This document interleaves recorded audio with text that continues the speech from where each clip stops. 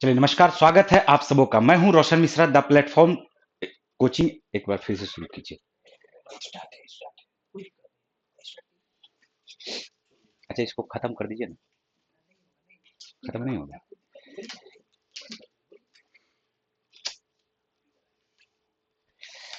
एक बार इसको खत्म कीजिए ना, बोलना कुछ था।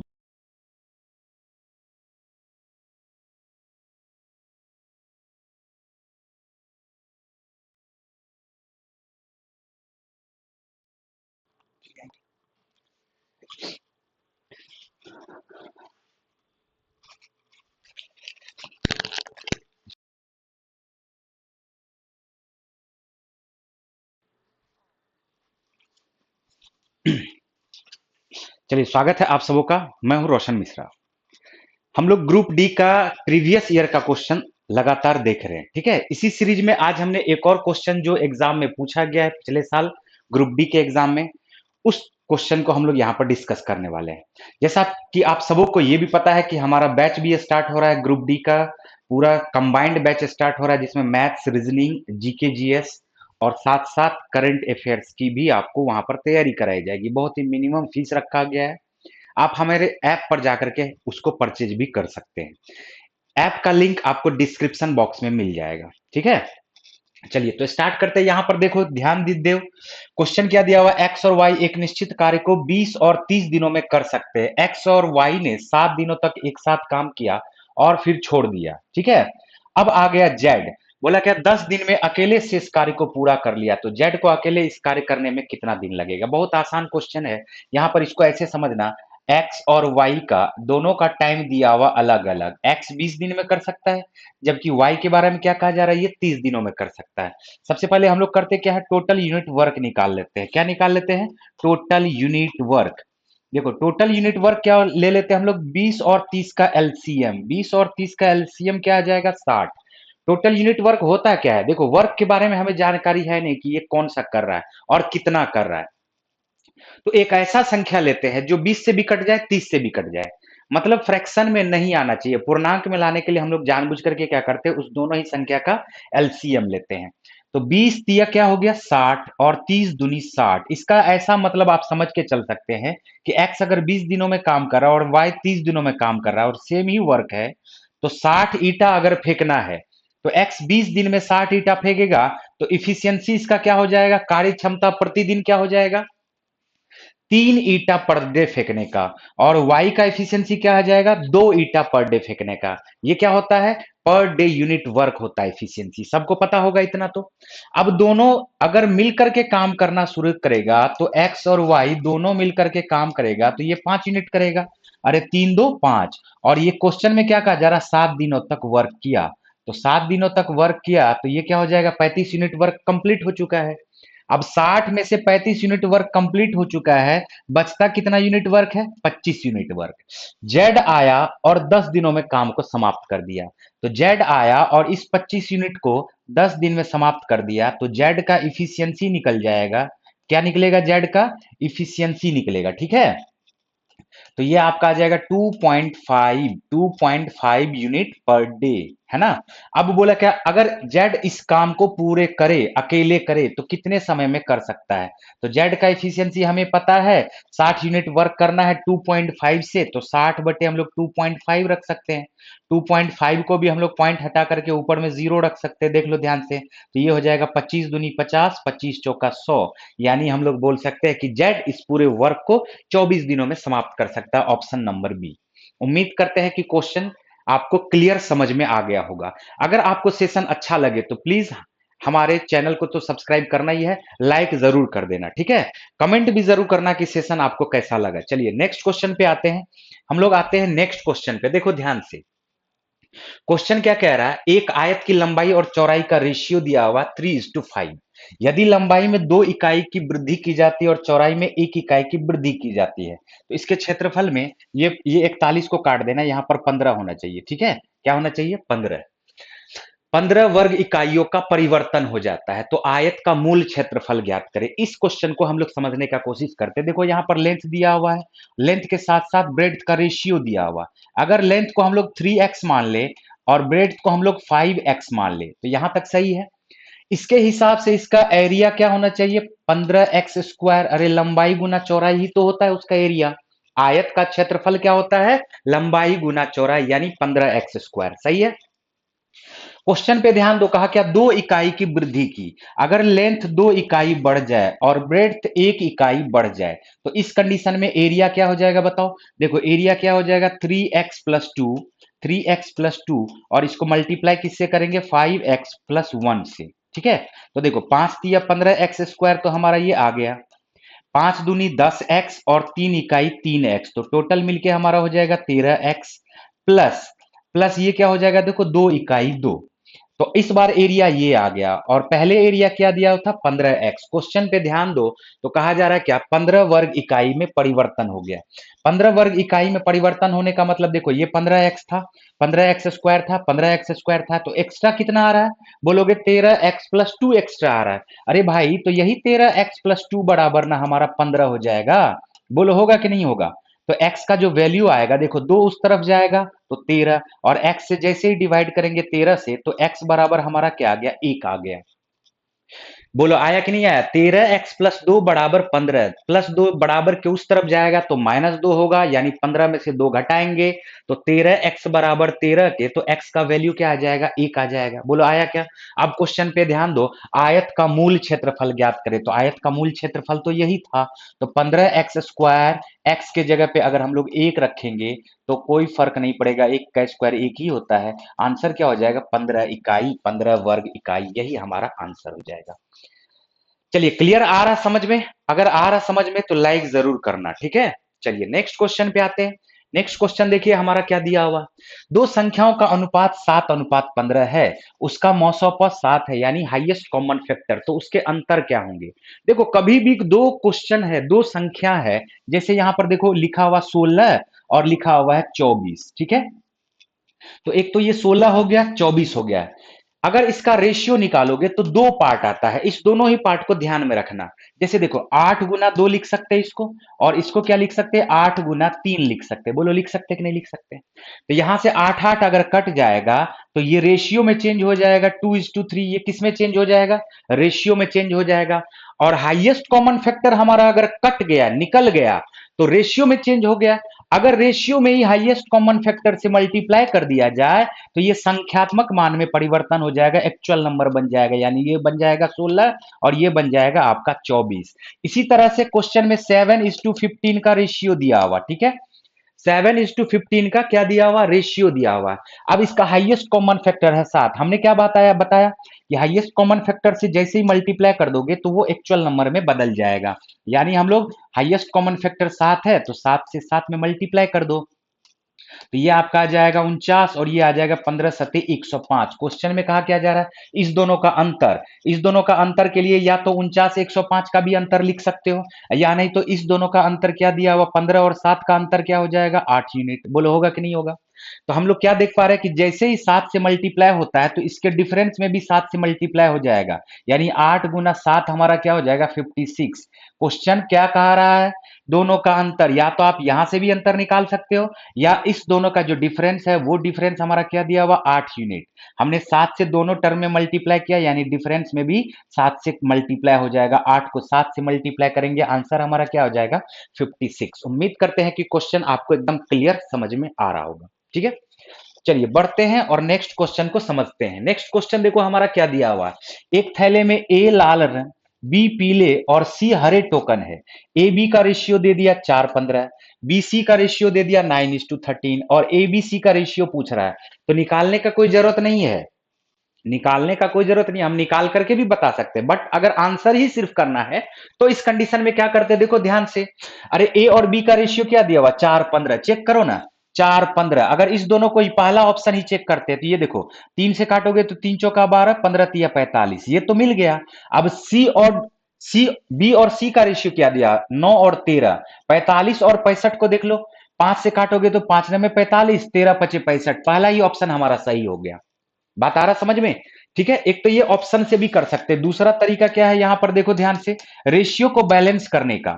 रेशियो यहां पर क्या दिया हुआ, ए बी का रेशियो दिया हुआ 4:5, जबकि बी और सी का जो रेशियो दिया हुआ है 4:15 है ए बी का। बी और सी का रेशियो क्या दिया हुआ, 9:13, यही दिया हुआ क्या। तो हम लोग क्या करते हैं, ध्यान से देखो, बी इसमें भी है और बी इसमें भी है, कॉमन रेशियो है, बी इधर भी है और बी उधर भी है। तो बी तो रियलिटी में क्या होगा, एक ही होगा ना, एक ही कोई शख्स होगा।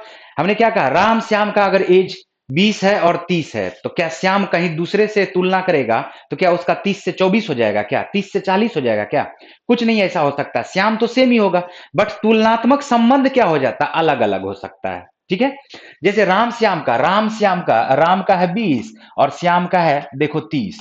ध्यान से समझना, श्याम का है 30 और श्याम के बाद कर लो, जैसे मोहन का ले लेते हैं, मोहन का कर लो 35। ध्यान से देखो, तो अगर इस दोनों का रेशियो निकालोगे तो 2:3 आया, जबकि इस दोनों का रेशियो निकालोगे तो 5 5 6 के 30 और 5 7 35 आया। देखो तो ये तुलनात्मक संबंध अलग अलग हो सकता है, रिलेशन अलग अलग हो सकता है, बट रियल में 30 क्या होगा, एक्चुअल वैल्यू क्या होगा, इक्वल होगा। बोलो होगा कि नहीं होगा।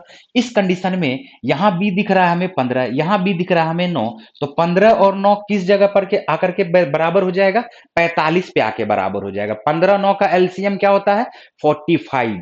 तो 15 को 45 करोगे तो 3 से मल्टीप्लाई कर दो, लेकिन इसके साथ 4 भी है तो इसमें भी 3 से मल्टीप्लाई कर दो। 9 को 45 बनाओगे तो 5 से मल्टीप्लाई कर दो, लेकिन इसके साथ में 13 भी है तो इधर भी मल्टीप्लाई करना पड़ेगा दोनों ही टर्म में। अब हम लोग डायरेक्ट लिख सकते हैं A ratio B ratio C, 4 तिया 12 हो जाएगा, बी आपका क्या हो जाएगा, 15 तिया 45 हो जाएगा, और सी आपका क्या हो जाएगा, 13 5 65 हो जाएगा। तो यही हमारा क्या हो जाएगा आंसर, ऑप्शन नंबर ए। ठीक है, क्लियर है, समझ पा रहे हो दोनों ही तरीके से। चलिए आते हैं और नेक्स्ट क्वेश्चन को समझने का कोशिश करते हैं। आपने हमेशा से पढ़ा होगा एक चीज कि sine square theta plus cos square theta ये बराबर होता है हमेशा एक के। बोलो, इसी बेस्ड यहां पर आपको क्वेश्चन दिख रहा होगा, देखो ध्यान से। ये क्या दिया हुआ, m+2 into sine theta plus 2m-1 into cos theta बराबर 2m+1। अगर हम दोनों ही तरफ 2m+1 से डिवाइड कर दे, दोनों ही तरफ अगर 2m+1 से डिवाइड कर दे, दोनों ही तरफ अगर हम लोग 2m+1 से डिवाइड कर दे, ध्यान से समझना इसको, सिर्फ दोनों ही तरफ 2m+1 से डिवाइड कर देते हैं, तो ये देखो क्या हो जाएगा, ये तो एक हो जाएगा। बोलो होगा कि नहीं होगा, ये एक हो जाएगा। यहां पर एक दिख रहा है, ये बराबर में क्या आ जाएगा, देखो 2m-1/2m+1 इंटू कॉस थीटा। यहां पर हमें क्या मिलना चाहिए था, कॉस स्क्वायर थीटा। देखो एक बार हम लिख करके ही बता देते हैं, 2m-1/2m+1 इंटू क्या हो जा रहा है हमारा, कॉस थीटा। ठीक है, प्लस m+2 इंटू क्या हो जा रहा है, साइन थीटा, साइन थीटा। तो ये बराबर जब एक के है तो आप इसको ऐसे समझ के चल सकते हो, ये साइन स्क्वायर थीटा और ये कॉस स्क्वायर थीटा है। तो जब साइन स्क्वायर थीटा तो एक बार साइन थीटा है, तो क्या हम साइन थीटा का वैल्यू इसको मान सकते हैं क्या, बोलो। तो इसको जैसे ही मानेंगे तो ऊपर वाला परपेंडिकुलर होगा और नीचे वाला हमारा हाइपोटेनियस होगा। मतलब कहने का मतलब है कि साइन थीटा का जो वैल्यू होता है वो हमेशा क्या होता है, p/h होता है। बोलो होता है क्या। इसी तरह से अगर ये कॉस थीटा है तो इस पूरे को हम लोग कॉस थीटा मान करके चले, तो क्या यहाँ पर b हमें दिख रहा है क्या, बोलो। तो बेस हो गया और नीचे वाला हमारा हाइपोटेनियस होता है। बोलो होता है कि नहीं होता है। क्वेश्चन हमसे क्या पूछ रहा है, तो आपको ये बताना है कि इसमें से कौन सा सही है। यानी सभी ऑप्शन में आप देख रहे हैं कि टेन थीटा बराबर टेन थीटा बराबर टेन थीटा बराबर टेन थीटा बराबर है, तो टेन थीटा का ही तो मान निकालना है। देखो तो ध्यान से, तो टेन थीटा का जो वैल्यू होता है वो क्या होता है, p/b होता है, परपेंडिकुलर बटे बेस होता है, यानी लंब बटे आधार होता है।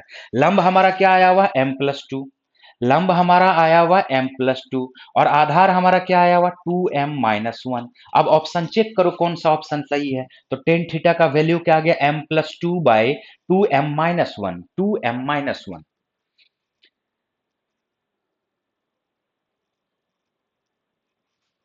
चलो ऑप्शन में यहां पर ठीक कर लो, m+2 यहां पर ऑप्शन में ठीक कर लो, यहां पर माइनस होगा। ठीक है, p/क्या हो जाता है, b हो जाता है। इतना तो सबको पता ही है ना, टेन थीटा बराबर क्या हो जाता है, p/b हो जाता है। ठीक है, क्लियर।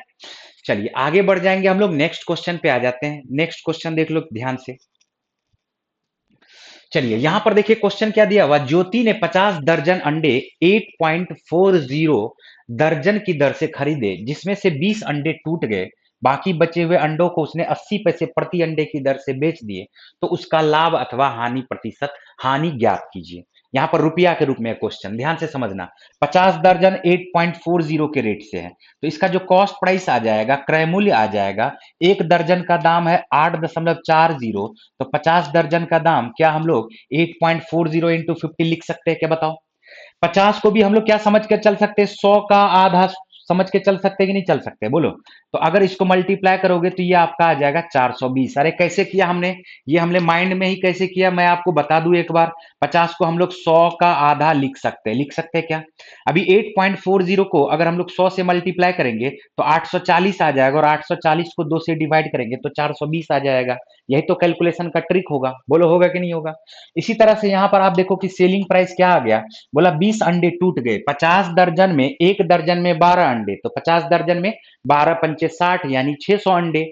20 अंडे टूट गए, तो भैया 20 अंडे टूटा तो 580 अंडा बचा ना, और एक अंडा को 80 पैसा में बेचा है, यानी रुपया के रूप में लिखोगे तो 0.8 रुपया भी लिख सकते हो क्या। अब देख लो यहां पर ध्यान से, इसका जीरो इसके दशमलव से खत्म हो जाएगा। 58 गुना 8 करते 8 अट्ठे 64, 8 पंचे 40, 6 46। तो यहां से कॉस्ट प्राइस हमारा 420 आया, जबकि सेलिंग प्राइस हमारा 464 आया। तो बताओ भाई, प्रॉफिट हुआ कि लॉस हुआ, तो बोलोगे प्रॉफिट हुआ, वो भी कितने रुपये का, वो भी 44 रुपये का। कितने रुपये का, 44 रुपये का। तो आंसर हमारा क्या हो जाएगा, 44 रुपया लाभ। क्लियर हो रहा है क्या, कहीं भी हो बोलो, आपसे क्लियर हो रहा है सर, ठीक है। कमेंट जरूर करना कि क्वेश्चन आपसे क्लियर हो पा रहा है, ठीक है। देखो मैं बहुत ही प्रेम से पढ़ाता हूं, बहुत ही आराम से पढ़ाता हूं। ऐसा नहीं कि बहुत मैं चिल्ला चिल्ला के पढ़ाता हूं, पूरा एफर्ट लगा देता हूं, ऐसा कुछ नहीं है। समझना आपको हमेशा आराम से है, और अप्लाई हमेशा फास्ट करना है, याद रखो इस चीज को। जब एक एक बार आपका कॉन्सेप्ट बिल्ड हो जाता है तो आप किसी भी क्वेश्चन में अप्लाई बहुत फास्ट कर सकते हो। अप्लाई करने के लिए तो पेन का जरूरत है ना, उछलने का जरूरत थोड़ी है। चलिए नेक्स्ट क्वेश्चन पे आते हैं। नेक्स्ट क्वेश्चन देखो हमारा क्या दिया हुआ। नेक्स्ट क्वेश्चन हमारा दिया हुआ है, निम्न श्रृंखला में अगली संख्या ज्ञात करें। ये देखो नंबर सीरीज का क्वेश्चन है, कुछ भी नहीं है इस क्वेश्चन में। 3, 5, 9, 11, 15 और ये 17 है, और फिर नेक्स्ट पूछा, ये मिनिमम स्लोप है। स्लोप क्या हो रहा है, धीरे धीरे बढ़ रहा है, और जैसे स्लोप धीरे धीरे बढ़ता है तो समझ के चलना होगा कि ये एडिशन सब्ट्रैक्शन का सीरीज है। बस चेक कर लो ऐड करके कितना ऐड हो रहा है, तो देखो 2 ऐड हो रहा है। ये कितना ऐड हो रहा है, 4 ऐड हो रहा है। ये कितना ऐड हो रहा है, 2 ऐड हो रहा है। ये कितना ऐड हो रहा है, तो देख लो 4 ऐड हो रहा है। ये कितना ऐड हो रहा है, तो देखो 2 ऐड हो रहा है। तो अगला क्या हो जाएगा, इसमें 4 ऐड होकर के 21। आंसर आपका क्या आ जाएगा, 21। बहुत ही आसान, ऑप्शन नंबर ए। खत्म, ठीक है। ऐसे भी आप समझ सकते हो, देखो 3 तिया 9, 3 पचे 15, 3 सते 21, ऐसे भी समझ सकते हो, ध्यान से समझना। एक अल्टरनेट करके छोड़ के चलो, देखो 3 तिया 9, 3 पचे 15, तो 3 सते क्या हो जाएगा, 21 हो जाएगा। तो ऐसे भी आंसर आपका 21 ही आ रहा। क्लियर हो पा रहा क्या। चलिए उम्मीद करते हैं कि ये क्वेश्चन बहुत आसान था और आप समझ भी गए होंगे। ध्यान से समझना। नेक्स्ट क्वेश्चन हमारा एज से है। पिता की आयु, क्वेश्चन क्या कहा जा रहा, पिता की आयु बड़े बेटे इल्डर इल्डर सन, है ना। चलो ई एस लिख लेते हैं हम लोग, से दुगुनी है, से दुगुनी है। देखो ध्यान से ऐसे, फिर क्या कहा जा रहा, 10 वर्षों बाद पिता की आयु अपने छोटे बेटे से 3 गुना हो जाएगी। पिता की ही आयु अपने छोटे बेटे से, इल्डर है तो यंगर सन लिख लो यहां पर, तो इससे क्या हो जाएगा, 3 गुना हो जाएगा, ठीक। यदि दोनों बेटों के आयु के बीच 15 वर्ष का अंतर है तो पिता की आयु ज्ञात करें। पिता की आयु ज्ञात करें, ध्यान से समझना, सिर्फ ध्यान से समझना। अगर हम लोग फादर को 2x मान के चले और इसके बड़े बेटा को 1x मान के चले, और दोनों को 10-10 वर्ष बढ़ा दे, 10-10 वर्ष बढ़ा दे, तो आप खुद सोचो कि फादर को 10 वर्ष बढ़ाया हमने, बड़े बेटे को हमने 10 वर्ष बढ़ाया, तो अभी जो रेशियो आना चाहिए था वो फादर और बड़े बेटे का आना चाहिए था, बोलो आना चाहिए था क्या। लेकिन दिया हुआ है इसके छोटे बेटे का, दिया हुआ क्या है, इसके छोटे बेटे का। लेकिन क्वेश्चन में क्या कहा जा रहा है कि 15 वर्ष का अंतर है, बड़ा बेटा से छोटा बेटा 15 वर्ष छोटा है। तो बड़ा बेटा अगर x प्लस 10 का होगा आज से 10 वर्ष के बाद, तो उससे 15 वर्ष छोटा कौन हो जाएगा, उसका छोटा बेटा हो जाएगा। अब क्वेश्चन को सॉल्व कर लो। अरे भाई ये अब क्या आ चुका है, फादर और यंगर सन, है ना। तो इस दोनों का रेशियो क्या आ चुका है, 3:1। बोलो आया कि नहीं आया। क्वेश्चन को सॉल्व करते हैं। 2x को 1 से मल्टीप्लाई करेंगे तो 2x, x को 3 से मल्टीप्लाई करेंगे तो 3x, दोनों का जो डिफरेंस हो जाएगा वो क्या आ जाएगा, x। एक बार में ही लिखना है, ठीक है, बराबर। ये देखो 10 इकाई 10, डिफरेंस देखना है हमें। -5 है, 10 में से 15 घटाएंगे तो -5, -5 को 3 से मल्टीप्लाई करेंगे तो -15। तो -15 देखो यहां से -15 और यहां से 10 ज्यादा, तो बोलो भाई इसका डिफरेंस क्या होगा? तो 15 नीचे 10 ऊपर, टोटल डिफरेंस तो 25 वर्ष का हो गया। टोटल डिफरेंस कितना का हो गया? जल्दी बोलो। 25 वर्ष का हो गया। तो x बराबर हमारा क्या आ गया? डायरेक्ट वे में 25। इतना बात आ रहा समझ में? ये हर चीज में लागू होगा। देखो 10 वर्ष पहले, 5 वर्ष बाद, तो डिफरेंस क्या आ जाएगा? 5 + 10 15। 10 वर्ष पहले, 15 वर्ष पहले, तो डिफरेंस तो यहीं पे आएगा ना। तो 15 और 10 का डिफरेंस यहां पर 5 आ जाएगा। बात आ रहा समझ में? चलो इसको करके भी देखोगे तो भी आपको समझ में आ जाएगा। एक्स का वैल्यू क्या आ गया? 25। क्वेश्चन पूछा पिता की आयु ज्ञात करें, तो 2x है। पिता क्या है? 2x हमने माना, तो x बराबर 25, तो 2x बराबर हमारा क्या हो जाएगा? 50 वर्ष, यानी ऑप्शन नंबर ए हमारा राइट आंसर। उम्मीद करते हैं कि ये क्वेश्चन आपको क्लियर समझ में आया होगा। नेक्स्ट क्वेश्चन पे आते हैं।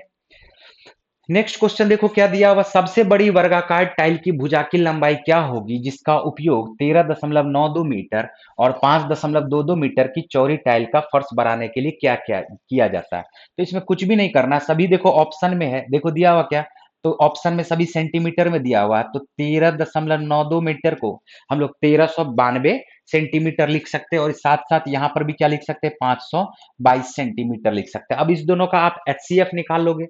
इस दोनों का आप एचसीएफ निकाल लोगे, आप इसको गुणनखंड करके भी एचसीएफ निकाल सकते हो। देख लो, अगर 4 से गुणनखंड करोगे, 4 तिया 12, 4 एक बच गया यहाँ पर, 4 चौका 16, 4 अट्ठे 32। देखो 4 से ये एक बार फिर से कट जाएगा, 4 अट्ठे 32, 4 सत्ते 28। ठीक है, अब इसको 3 से काट सकते हो, 3, 3 दूनी 6, 3 नम्मे 27। अब यहाँ पर ये नहीं कटेगा, देखो 29 भी है, 3 भी है, यहाँ पर 4 का मतलब 2 गुना 2 होगा, यहाँ पर 4 का मतलब 2 गुना 2 होगा।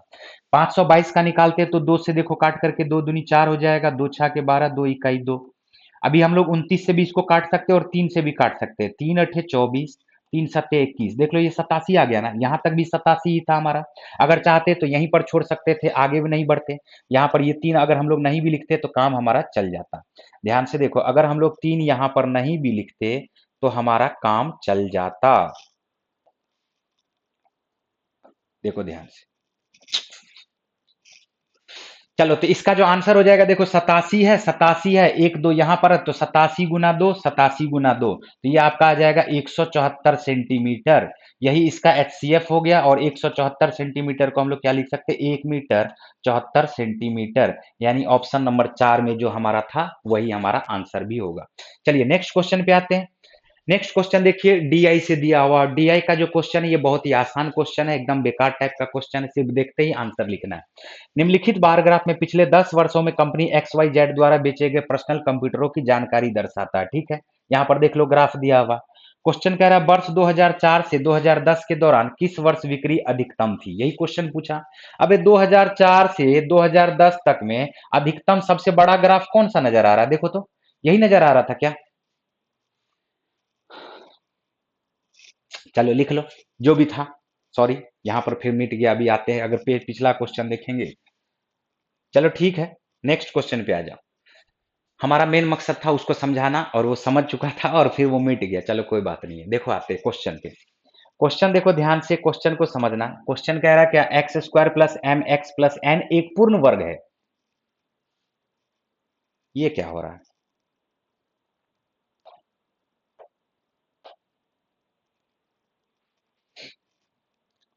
चलिए, क्वेश्चन जो कह रहा था वो कह रहा था X square plus M X plus N एक पूर्ण वर्ग है।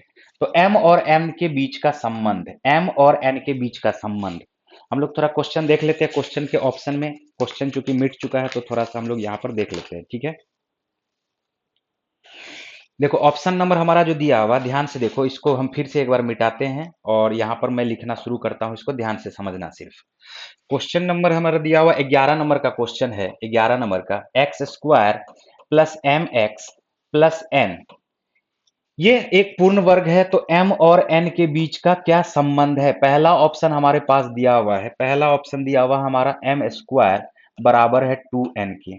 दूसरा जो ऑप्शन दिया हुआ वो दिया हुआ एम स्क्वायर बराबर 4n के। ठीक है, तीसरा ऑप्शन हमारे पास दिया हुआ है एम स्क्वायर बराबर एन, और चौथा जो हमारे पास ऑप्शन है वो दिया हुआ है एम बराबर एन के। ठीक है, चलो आ जाओ और इस क्वेश्चन को समझने का कोशिश करो। जैसे ही पूर्ण वर्ग है तो इसका गुणनखंड होगा, गुणनखंड होगा तो क्या हम लोग इसको ऐसे लिख सकते हैं, ये देखो x square plus two into x. अब ये जो n है ये असल में क्या है, हम लोग रूट n का होल स्क्वायर लिख सकते हैं क्या इसको, बोलो, रूट n का होल स्क्वायर लिख सकते हैं। तो two A square plus two A B, two यहां पर हमने लिखा, ए यहां पर है, तो b के जगह पे क्या आएगा, रूट n आएगा, रूट n आएगा। अब प्लस रूट n का होल स्क्वायर, बोलो आएगा कि नहीं आएगा, रूट एन का होल स्क्वायर, ये देखो तो पूर्ण वर्ग होगा कि नहीं होगा, x प्लस रूट एन का होल स्क्वायर होगा, ये पूर्ण वर्ग दिख गया, पूर्ण वर्ग दिख गया। तो अब यहां से देखो कि हम लोग इसको ऐसा बोल सकते हैं एम एक्स बराबर two X into root N है, तो x से x कट गया, m का जो वैल्यू आएगा वो क्या आ जाएगा, टू इंटू रूट एन, बोलो आएगा कि नहीं आएगा। ठीक है, m बराबर क्या हो जाएगा, two into root N, two into root N, यही होगा। अब इसको क्वेश्चन को सॉल्व करते ये देखो क्या हो जाएगा, m बटे दो, ऑप्शन में ये हमें कोई भी नहीं दिख रहा है, कहीं भी जगह नहीं दिख रहा है, तो m बाई टू बराबर रूट एन के लिख सकते हैं, बोलो लिख सकते हैं। तो n बराबर हमारा क्या हो जाएगा, ये जो स्क्वायर रूट है इस स्क्वायर रूट को बराबर के उस तरफ भेजेंगे तो ये हमारा हो जाएगा m स्क्वायर बटे दो का स्क्वायर क्या आ जाएगा, चार। अब इस चार को बराबर के इस तरफ भेज दो तो क्या m स्क्वायर बराबर हमारा फोर एन आ रहा है क्या, या यहां पर एम स्क्वायर हमें दिख रहा है तो यहीं से स्क्वायर कर देते हैं, इसका स्क्वायर कर देंगे, देखो ध्यान से। तो एम स्क्वायर बराबर हमारा क्या आ जाएगा, देखो दो का स्क्वायर क्या आ जाएगा, चार, और रूट एन का स्क्वायर क्या आ जाएगा, ओनली एन। तो एम स्क्वायर बराबर फोर एन, कौन सा है, ऑप्शन नंबर बी, खत्म। अरे क्लियर हुआ। नेक्स्ट क्वेश्चन पे आ जाते हैं। देखो नेक्स्ट क्वेश्चन पे हमारा 12वां नंबर का क्वेश्चन दिया हुआ, ध्यान से देखो। क्वेश्चन कह रहा है क्या, एक क्लब है जिसमें निम्न सुविधाएं दी गई, प्रतिमाह उपयोग शुल्क के साथ उपलब्ध है। जिम का शुल्क है 1500 रुपया, शुल्क हमेशा प्रत्येक के बारे में दर्शाता है। स्विमिंग पूल का शुल्क दिया हुआ 500 रुपया, ठीक है, और टेनिस कोर्ट का शुल्क दिया हुआ 1000 रुपया। निम्नलिखित तालिका सुविधाओं का उपयोग कर रहे उसके ग्राहकों के वर्तमान सूची दर्शाती है, सभी उपयोगकर्ता में से एक महीने में प्राप्त कुल आय क्या है। तो अब ऐसे देखो ये 1500 रुपया पर मंथ है, अगर जिम के बारे में कहा जा रहा 200 आदमी आया, तो 200 आदमी अगर आता है और 1500 रुपया के हिसाब से दो 200 रुपया देता है, 1500 रुपया के हिसाब से दो 200 आदमी देता है, तो टोटल जो खर्च हो जाएगा 15 दूनी 30, क्या हम लोग लिख सकते हैं क्या, 1500 गुना 200, ये हमारा क्या आ गया, 15 दूनी 30। चलो फिर से यहां पर देखो मिट गया, चलो ठीक है कोई बात नहीं है। क्वेश्चन आपको समझ में आ रहा है, ये पता नहीं ऐसा क्यों हो रहा है। फिर कहा जा रहा था क्या, 300 आदमी था, यहां पर था 200 आदमी, 300 आदमी किसमें था, 300 आदमी था स्विमिंग पूल में, और स्विमिंग पूल में क्या कहा जा रहा है, टोटल था 500 रुपया। तो यहां भी आप करोगे 500 रुपया गुना 300, तो ये भी आपका देख लो क्या सब आ जाएगा। ठीक है, फिर आ जाओ, कहा जा रहा है क्या, टेनिस कोर्ट में 150 आदमी आ रहा था और टेनिस कोर्ट में एक एक हजार था प्रत्येक व्यक्ति का शुल्क, तो 1000 गुना 150 कर देते हैं। तो देखो जो हमारा आंसर आ जाएगा, ये देखो ये क्या आ जाएगा, इस पे मल्टीप्लाई कर दोगे तो ये आ जाएगा आपका इकाई दहाई सैकड़ा हजार 10,000 लाख, यानी 1.5 लाख ये आ गया, 1.5 लाख ये आ गया, देख लो 1.5 लाख मिलके 3 लाख, 3 लाख प्लस ये 3 लाख, देखो 15 दूनी 30 हुआ ना, तो ये भी 3 लाख, यहां भी 3 लाख, तो टोटल जो हमारा आंसर आ जाएगा वो क्या आ जाएगा, 6 लाख। बोलो आएगा कि नहीं आएगा, यही हमारा आंसर हो जाएगा। बहुत ही आसान क्वेश्चन था, इसमें कुछ एक्स्ट्रा समझने का जरूरत नहीं था। नेक्स्ट क्वेश्चन पे आ जाते हैं हम लोग। देखो नेक्स्ट क्वेश्चन हमारा क्या दिया हुआ है, नेक्स्ट क्वेश्चन है हमारा, यदि दो पूर्णांकों का लघुत्तम समापवर्त और महत्तम समापवर्तक, देखो यहां पर ध्यान से समझ लो एक चीज, कभी भी याद रखना, लघुत्तम समापवर्त ये होता है और महत्तम समापवर्तक होता है। महत्तम समापवर्त ये लिखने में मिस्टेक किया, ठीक है, महत्तम समापवर्त मत बोल देना, फिर नहीं तो लोग तुम पे हंसेगा, क्या बोलेगा, महत्तम समापवर्तक, यही होगा ना। तो 2184 है और कहा जा रहा दो है, तो उन संख्याओं में से एक संख्या 78 है, तो एक संख्या ज्ञात करें। सभी को पता होगा कि एक संख्या को अगर दूसरी संख्या से मल्टीप्लाई करते हो तो ये बराबर हो जाता है 900 गुना 900 के, बोलो होता है क्या, दूसरी संख्या, अरे एक संख्या अगर x मान लेते हैं, दूसरी संख्या 78 दिया हुआ, ये बराबर किसके हो जाएगा, 900 क्या दिया हुआ, 2184, 900 क्या दिया हुआ हमारा 2, ठीक है। क्वेश्चन को सॉल्व कर लेंगे, x बराबर हमारा निकल जाएगा। देख लो ध्यान से, या तो 78 से भी हम लोग डायरेक्ट काट सकते हैं, या चलो 2 से इसको काट दो, ये देखो 39 हो गया। बोलो हुआ क्या? 13 से काट दो, 13 तिया 39 हो जाता। देख लो 13 इकाई 13, यहाँ पर बच गया आपका 8, 13 छाके 78, बच गया 10, 13 अट्ठे 104, यही होता है क्या? अब 3 से इसको काट दो, 3 पचे 15, 3 छाके 18, यानी दूसरी जो संख्या है वो क्या हो जाएगी हमारी? 56। क्लियर? चलिए आते हैं और नेक्स्ट क्वेश्चन को समझने का कोशिश करते हैं। ध्यान से समझना, कहा जा रहा 4 अंकों की सबसे बड़ी संख्या 4 अंकों की, ठीक है, और सबसे बड़ी 3 अंकों की संख्या का गुणनफल ज्ञात करें। अरे भाई मेरे, 999 3 अंकों की सबसे बड़ी संख्या है, और 4 अंकों की सबसे बड़ी संख्या कौन सा हो जाएगा? 4 बार 9 लिख दो। किसी भी संख्या को 9 से मल्टीप्लाई करना हो, 99 से मल्टीप्लाई करना हो, 999 से मल्टीप्लाई करना हो, तो देखो कैसे करते। एक ट्रिक याद कर लो, यहां पर असल में ट्रिक वगैरह कुछ होता नहीं है, ट्रिक बेस से ही निकल करके आता। देखो 999 है, इसको 4 बार 9 से मल्टीप्लाई करना है, ठीक है, तो 4 बार यहां पर 0 रख दो, रख दिया क्या? 4 बार 0, और ये जो मूल संख्या 999 इसको घटा दो, 999 को क्या करो, यहां से माइनस कर दो। देखो ध्यान से, तो ये आपका 1 आ जाएगा, यहाँ पर 0 आ जाएगा, यहाँ पर 0 आ जाएगा, यहाँ पर 9 आ जाएगा, यहाँ पे 8 आ जाएगा, 99, यही हमारा आंसर हो जाएगा। देख लो 98 89 00, 98 89 00, ऑप्शन नंबर बी। ठीक है, क्लियर हो पा रहा है? ये असल में ऐसा हमने क्यों किया, इसका थोड़ा सा ट्रिक बता देते। ये तो ट्रिक था, अभी ट्रिक ट्रिक को छोड़ करके बेसिक बता देते। क्या हम लोग इसको ऐसे लिख सकते हैं क्या? 1 2 3 4, 10,000 में से एक कम, 10,000 में से असल में ये क्या है बताओ तो? एक कम है। तो जब 10,000 में से एक कम है तो 999 को पहले 10,000 से गुना किए, तो देखो 1 2 3 4 0 आ गया। माइनस क्या करेंगे? 999 को 1 से मल्टीप्लाई करेंगे तो माइनस 999 माइनस होकर के हमारा आंसर आ गया। चलिए आते हैं और नेक्स्ट क्वेश्चन को समझते हैं। क्वेश्चन हमारा दिया हुआ 40 36 15 24 का महत्तम समापवर्तक क्या होगा? ऑप्शन आ गया डी। देखो कैसे, अरे देखो ये 15 है, तो 15 है तो 5 तो हो ही नहीं सकता है। 2 3 5 और 1 था हमारा, क्या सब था? 40, 40 था, 36 था, 15 था, 40 था, 36 था, और क्या था हमारा?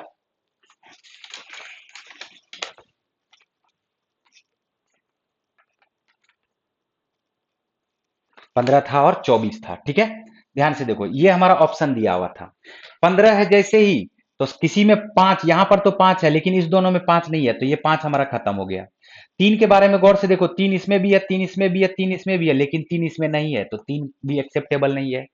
2 देख लो, 40 में है, 36 में है, 15 में नहीं है। 15 में क्या है? नहीं है, तो इसका मतलब 2 भी खत्म हो गया। अब तीनों में से कुछ भी नहीं है, तो बचा हमारा क्या? 1 आंसर। चलिए आते हैं और नेक्स्ट क्वेश्चन को समझने का कोशिश करते हैं। ध्यान से समझना, ध्यान से समझो क्वेश्चन क्या दे रहा है। दी गई आकृति में वाई जेड का मध्य बिंदु एम है। दी गई आकृति में वाई जेड का मध्य बिंदु एम है, इसका मतलब वाई एम बराबर हो जाएगा एम जेड के। बोलो होगा कि नहीं होगा?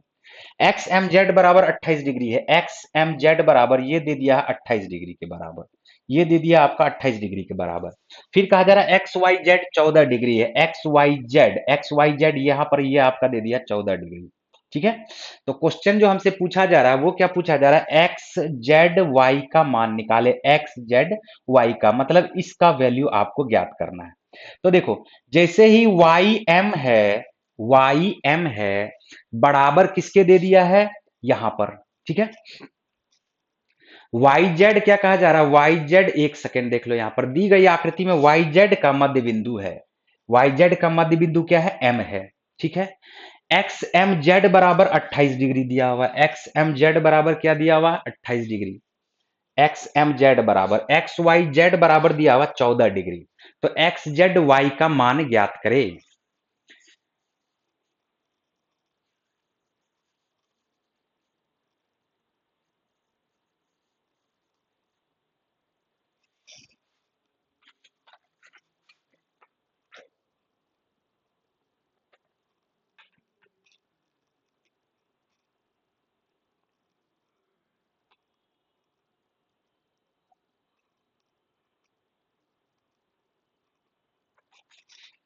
देखो यहां पर क्वेश्चन सही है, क्वेश्चन में कुछ भी गलती नहीं है। यहां पर 14 डिग्री है, ध्यान से समझना, ये 28 डिग्री है। अब एक बात बताओ ध्यान से ऐसे करके, ये एक्स को कहा जाता है एक्सटीरियर एंगल। क्या कहा जाता है? Exterior angle. एक्सटीरियर एंगल बराबर क्या होता है? एक्सटीरियर एंगल बराबर होता है, बाह्य कोण बराबर होता है सुदूर अंतः कोणों के योग के बराबर। तो यहाँ पर ये 28 डिग्री दिया हुआ है, ये 14 डिग्री है, तो बताओ ये भी कितना डिग्री का होना चाहिए? 14 डिग्री का ही होना चाहिए कि नहीं होना चाहिए? ये भी 14 डिग्री का ही होना चाहिए कि नहीं होना चाहिए? ठीक है, तो अब देखो एक्स एम।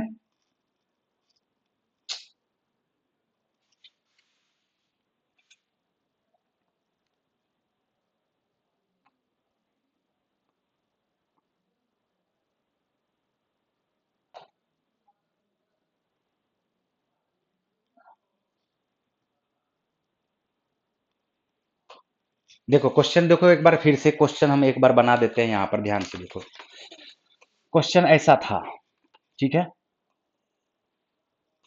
क्वेश्चन ऐसा दिया हुआ था, क्या सब दिया हुआ था? एक्स, ठीक है, फिर यहां पर है वाई, वाई, और ये दिया हुआ था हमारा जेड, ठीक है। अब ये दे दिया हमारा 28 डिग्री के बराबर, यहां पर है एम, ये है 28 डिग्री के बराबर, और इसके बारे में कहा जा रहा है ये 14 डिग्री के बराबर है, ठीक। एक्स एम क्या है? मिड पॉइंट है, तो एक्स वाई एम बराबर हो जाएगा एम जेड के, ठीक है। और क्वेश्चन हमसे क्या पूछा जा रहा है? क्वेश्चन हमसे पूछा जा रहा है एक्स जेड वाई का मान क्या होगा, इसके बारे में बताना। ऑप्शन हमारा दिया हुआ है, पहला ऑप्शन दिया हुआ 66 डिग्री, दूसरा ऑप्शन दिया हुआ हमारा 86 डिग्री, तीसरा ऑप्शन हमारा दिया हुआ है 81 डिग्री, और चौथा ऑप्शन हमारा दिया हुआ 76 डिग्री, यही दिया हुआ ऑप्शन। ध्यान से देखो, यहाँ पर हमने क्या कहा? एक्सटीरियर एंगल सुदूर अंतःकोणों के योग के बराबर होता है, तो यहां पर जैसे ही 28 डिग्री है तो ये 14 डिग्री होगा, तो ये भी आपका 14 डिग्री होगा क्या? बताओ। और जैसे ये 14 डिग्री हुआ, ये 14 डिग्री हुआ, तो वाई एम बराबर किसके हो जाएगा? एक्स एम के बराबर हो जाएगा। अरे आधार पर के कोण अगर बराबर हो, ये कोण अगर इसके बराबर हो, तो क्या ये दोनों भुजा बराबर नहीं होता है? तो ये भी 14 डिग्री है, ये भी 14 डिग्री है, कैसे आया? 28 से पता चला। यहां पर ये 28 डिग्री है, यहां पर ये 28 डिग्री है, तो ये 14 डिग्री, तो बताओ ये भी आ जाएगा 14 डिग्री, आएगा क्या? अब जैसे ही आया तो ये दोनों बराबर भुजा हो जाएगा। अभी हमें ये भी पता चल गया कि ये भी बराबर है, ये भी बराबर है। अरे अब तो तीनों बराबर हो गया ना, बोलो तीनों बराबर हुआ कि नहीं हुआ? और जैसे तीनों बराबर होता है, एक तो यहाँ पर ये 90 डिग्री का भी एंगल बन जाता है। ये कितना डिग्री का एंगल बन जाता है? 90 डिग्री का। ध्यान से समझना, ये 90 डिग्री का भी एंगल बन जाता है।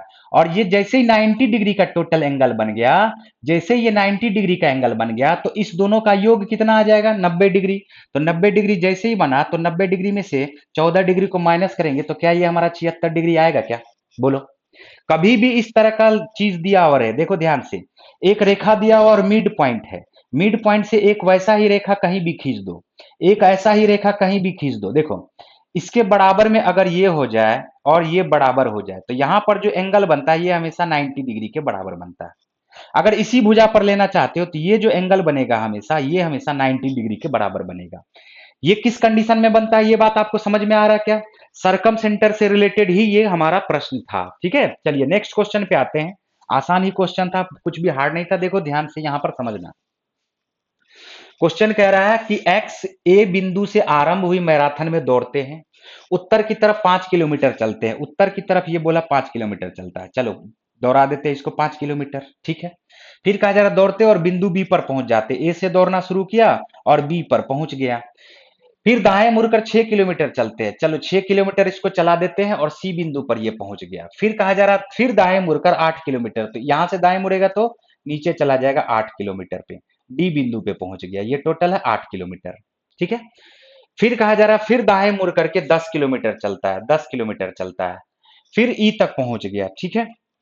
फिर दाएं मुड़ करके 6 किलोमीटर चलता है, अरे कितना चल रहा है भाई तुम, रुक जाओ, अब 6 किलोमीटर चलता है। फिर एफ तक पहुंच गया, देख लो एफ तक पहुंच गया, और फिर कहा जा रहा दाएं मुड़कर 1 किलोमीटर चलता है, जी तक पहुंच जाता है। अब दौड़ेगा तो हम छोड़ देंगे, क्वेश्चन ही नहीं बनाएंगे। फिर दाएं मुड़ करके अब जाने दो इसको, क्वेश्चन पे आ जाओ, बिंदु एच तक पहुंच जाता है, बिंदु डी और ए के बीच सबसे कम दूरी। ये ई एफ जी वगैरह फालतू का टाइम बर्बाद करने के लिए दे दिया कि इसको घुमाते रहो घुमाते रहो। मेन हमारा क्वेश्चन क्या था कि ए और डी के बीच का डिफरेंस ज्ञात करना है, कि ए और डी के बीच का दूरी क्या है, सबसे निम्नतम दूरी का क्या मतलब, एकदम सरल लाइन में, देखो कुछ भी नहीं है इसमें। क्या हो जाएगा यहां पर, अगर इसको इसमें मिला देते हैं, ध्यान से देखना, ये टोटल हमारा 8 था, यहां तक 5 है, यहां तक क्या है 5 है, तो 8 यहां से टोटल है सी डी 8, इसके बराबर में अगर हम लोग देखेंगे ध्यान से तो ये हमारा क्या आ जाएगा 5, बोलो आएगा क्या? तो इससे नीचे क्या हो गया? इससे नीचे हो गया 3, यानी अगर ये 3 हो गया तो ये भी हमारा 3 हो जाएगा। बोलो होगा कि नहीं होगा? फिर क्या करते हैं ध्यान से देखो, ये 6 है तो यहां भी हमारा क्या हो जाएगा 6 हो जाएगा, देखो इसके बराबर में। अभी ये आ गया लंब, ये आ गया आधार, तो क्या कर्ण नहीं निकलेगा क्या? कर्ण कैसे निकलेगा? 3 का स्क्वायर करेंगे 9, 6 का स्क्वायर करेंगे, सॉरी 3 का स्क्वायर करेंगे तो 9। चलो मिटता है नहीं यहां पर, चलो ऐसे मिटा देते, ठीक। 3 का स्क्वायर करेंगे तो क्या आ जाएगा 9, और 6 का स्क्वायर करेंगे तो 36। इस दोनों को ऐड करो और इसका स्क्वायर रूट निकाल लो, यानी 45 का स्क्वायर रूट निकाल लोगे तो 9 पचे होता है 45, 9 बाहर आएगा तो 3, अब 5 अंदर रह जाएगा तो √5 आंसर हो गया। 3√5 खत्म, 3√5 किलोमीटर। क्लियर हुआ क्या? ये ऐसे फालतू का टाइम बर्बाद कर रहा था। लास्ट क्वेश्चन, लास्ट लाइन देख लो, पढ़ लो, डी और ए के बीच सबसे कम दूरी, तो इधर हम क्यों जाए, डी और ए तो हमें यहीं से मिल जाएगा ना। चलो आते हैं और नेक्स्ट क्वेश्चन को समझने का कोशिश करते हैं। 18 नंबर का क्वेश्चन देखो, साधारण ब्याज से दिया हुआ है, ठीक है। 2665 रुपया को दो भागों में इस प्रकार विभाजित किया गया कि पहले भाग पर 3% ब्याज की दर से 8 वर्ष में अर्जित साधारण ब्याज दूसरे भाग पर 5% ब्याज की दर से 3 वर्षों में अर्जित साधारण ब्याज के बराबर है। अरे भाई मेरे, 2665 है, इसको दो पार्ट में अगर बांट लोगे, एक मान लेते ए है और दूसरा मान लेते बी है। क्वेश्चन में कहा जा रहा पहले पार्ट को 3% वार्षिक दर से 8 वर्ष के लिए लगाया गया, तो 8 गुना 3 कर दो तो 8 या 24% ए पर आ रहा साधारण ब्याज। बोला आ रहा है कि नहीं आ रहा? रेट इनटू टाइम कर दोगे तो total percentage of simple interest निकल जाएगा। Total percentage of simple interest बराबर रेट इनटू टाइम। ये कोई फार्मूला नहीं है, इसको समझ के चल सकते हो। 3% इस वर्ष भी, 3% अगले वर्ष भी, 3% अगले वर्ष भी, 3% अगले वर्ष भी, तो 3% को 8 बार जोड़ने से ज्यादा बेटर है कि 3% को सीधा सीधा 8 से गुना कर दो, ठीक है। तो 8 या 24%, ये बराबर किसके हो जाएगा? 5% की दर से 3 वर्ष, तो 5 दिया 15% ऑफ बी, ये दोनों क्या हो जाएगा? बराबर हो जाएगा। यही तो बोला क्वेश्चन में, देखो ब्याज बराबर है। क्वेश्चन सॉल्व करते हैं, परसेंटेज से परसेंटेज खत्म हो गया। 8 ए बराबर क्या हो जाएगा? 3×5 = 15 बी, तो 8 ए बराबर 5 बी के, तो ए और बी का जो रेशियो आ जाएगा वो क्या आ जाएगा? 5:8 आ जाएगा। अब इस क्वेश्चन को सॉल्व कर सकते हो। 2665 हमारा दिया हुआ है, सॉल्व अगर हम लोग कर दे तो 13 यूनिट रिप्रेजेंट करेगा। 8 5 13 यूनिट बराबर 2665, तो 1 यूनिट बराबर देख लो क्या हो जाएगा? 13 दूनी 26, 13 पचे 65, यानी 205 के बराबर। दूसरे भाग की राशि ज्ञात करनी है, यानी 8 यूनिट ज्ञात करना है, तो 8 यूनिट को 205 से मल्टीप्लाई कर देंगे, तो 8 दूनी 16, 8 पंचे 40, 1640, यानी ऑप्शन नंबर बी हमारा राइट आंसर है। क्लियर? चलिए नेक्स्ट क्वेश्चन पे आते हैं। नेक्स्ट क्वेश्चन हमारा देखो दिया हुआ, 20 व्यक्ति 25 दिनों में कोई काम कर सकते हैं, कितने लोग उस काम को 10 दिनों में खत्म कर सकते हैं? कुछ नहीं है, 20 25 को मल्टीप्लाई करो दो, 10 दिन में ही खत्म कर दा, नंबर ऑफ मेन पता चल जाएगा, आंसर हो गया 50 दिन। आंसर क्या हो गया? 50 दिन। कैसे कर सकते हैं? एमडीएच का भी यूज कर सकते हो। 20 आदमी 25 दिन तक काम करेगा तो कितने आदमी के काम बराबर हुआ? बोलो, बोलोगे 500 आदमी के काम के बराबर हुआ। अब 10 दिन में खत्म करना है भाई मेरे, तो कितना आदमी काम कर सकता है? सॉल्व करो तो देखो, तो वही आया क्या आंसर? तो मेन नंबर ऑफ मेन क्या हो जाएगा? 25 दूनी 50, ऑप्शन नंबर ई। क्लियर? चलिए आज के सेशन का हम लोग लास्ट क्वेश्चन देखते हैं। उम्मीद करते हैं कि ये सेशन आपको बहुत बढ़िया लगा होगा। कुछ कुछ चीज थोड़ा सा यहाँ पर क्या हो जा रहा है, मिट जा रहा था, फिर भी हम यहाँ पर कराने का कोशिश किए पूरा आपको, ठीक है। अगर अच्छा लगे तो कमेंट जरूर करना। नेक्स्ट क्वेश्चन पे आते हैं। नेक्स्ट क्वेश्चन को समझो, और लास्ट ही क्वेश्चन है हमारे इस क्लास का। एक बहुभुज की प्रत्येक भुजा की लंबाई 2.9 सेंटीमीटर है, उसका परिमाप 23.2 सेंटीमीटर दिया हुआ, तो बहुभुज की भुजाओं की संख्या। अरे कुछ भी नहीं है इस क्वेश्चन में, टोटल दिया हुआ है 23.2 सेंटीमीटर और एक भुजा का लंबाई दिया हुआ है 2.9, तो नंबर ऑफ साइड्स क्या आ जाएगा वही तो निकालना है। एक भुजा का लंबाई 2.9, टोटल है 23.2, तो क्या करेंगे, एक भुजा से डिवाइड कर देंगे तो नंबर ऑफ भुजा निकल जाएगा, नंबर ऑफ साइड्स निकलेगा। चलो तो यहां से क्वेश्चन को सॉल्व कर दो। ये देखो दिखने से लेकर 9 8 72, ये 8 बार में कट जाएगा, आंसर क्या हो गया? अष्टभुज हो जाएगा इसका आंसर। ठीक है? चलिए उम्मीद करते हैं कि ये सेशन आप सबों को बहुत ही बढ़िया लगा होगा और अगर बढ़िया लगे तो प्लीज़ आप लोग लाइक ज़रूर करना। साथ-साथ कमेंट भी ज़रूर करना कि आपको कैसा लगा ये सेशन। जो भी लोग हमारे बैच को परचेज़ करना चाहते हैं, ग्रुप डी का हमारा बैच 27 तारीख से आ रहा है। तो जो भी परचेज़ करना चाहते हैं, वो जल्दी से जाकर के परचेज़ कर लो क्योंकि सीट फिर उसमें फुल हो जाएगा, तो फिर आपको जगह वहाँ पर नहीं मिलेगा, ठीक है? तो आप जाओ और उसको परचेज़ करो, बहुत ही फ़ायदेमंद होने वाला है। आप चाहो तो चारों का चारों सब्जेक्ट, पाँचों सब्जेक्ट भी पढ़ सकते हो या अगर आप स्पेशली सिर्फ़ मैथ्स ही पढ़ना चाहते हो, तो सिर्फ़ मैथ्स का भी ऑप्शन वहाँ पर दिया हुआ है, ठीक है? चलिए ओके, बाय। कैसा लगा सेशन कमेंट ज़रूर करना, ठीक है? चलिए ओके, बाय।